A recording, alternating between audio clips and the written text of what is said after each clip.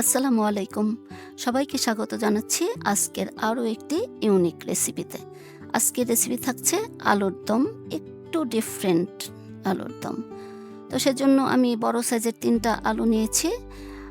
এটার মাপ হচ্ছে ৫০০ গ্রামের মতো। তো আমি আলুগুলোকে খোসা ছাড়িয়ে এই যে এরকম করে পিস করে নিচ্ছি সবগুলো আলু।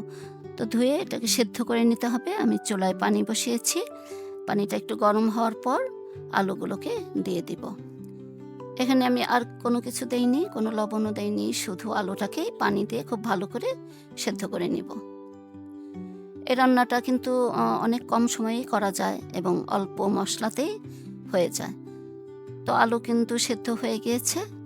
এখন আমি আলুটাকে নামিয়ে নিব। নামিয়ে রান্নাটা শুরু করব।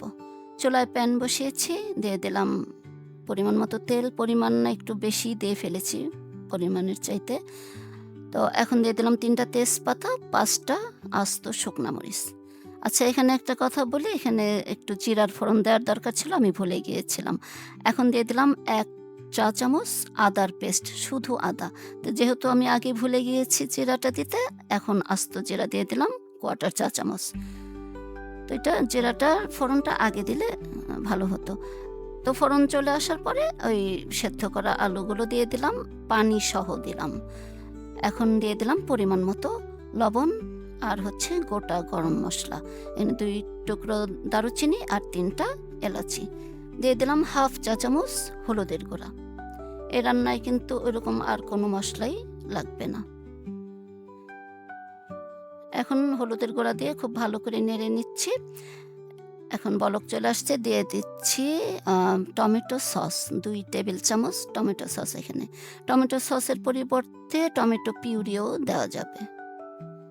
এখন দিয়ে দিচ্ছি ১০-১২টা কিশমিশ আর ১০-১২টা কাজু বাদাম।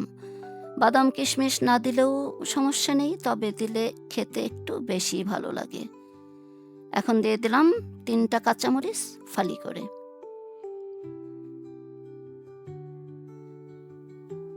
এখন রান্নাটা কিন্তু একদমই শেষের দিকে। এখন দিয়ে দিচ্ছি ১/২ চা চামচ চিনি। চিনিটা দিলে এটার স্বাদটা অনেক গুণ বেড়ে যায়। একটু টক মিষ্টি ঝাল তো, তাই ব্যালেন্স হয়। তো এখন দিয়ে দিলাম হচ্ছে গরম মশলার গুঁড়া। গরম মশলার গুঁড়াটা ছিল কেনা, তাই কালারটা এরকম দেখা যাচ্ছে। দিয়ে দিলাম ২ টেবিল চামচের মতো ঘি।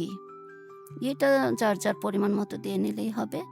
তো এই রান্নাটা অনেক মজা হয়, কি বলবো, আপনারা বাসায় রান্না না করে খেলে বুঝতে পারবেন না। আলুর দম কিন্তু অনেকভাবেই আমরা খেয়ে থাকি, তবে এটা একটু ডিফারেন্ট। আশা করছি আপনাদের ভালো লাগবে, আর ভালো লাগলে বাসায় একবার হলেও ট্রাই করবেন। দেখতেও যেমন সুন্দর, খেতেও কিন্তু অসাধারণ। তো এটা সকালে নান, রুটি, পরোটা সব কিছুর সাথেই খেতে ভালো লাগে। আর প্রতিদিন একঘেয়েমি নাস্তা খেতে কিন্তু ভালো লাগে না, মাঝে মধ্যে একটু চেঞ্জ করলে খেতে ভালো লাগে। তাই তো আজকের মতো চলে যাচ্ছি। সবাই ভালো থাকবেন। দেখা হবে নেক্সট ভিডিওতে। আল্লাহ হাফেজ। আসসালামু আলাইকুম।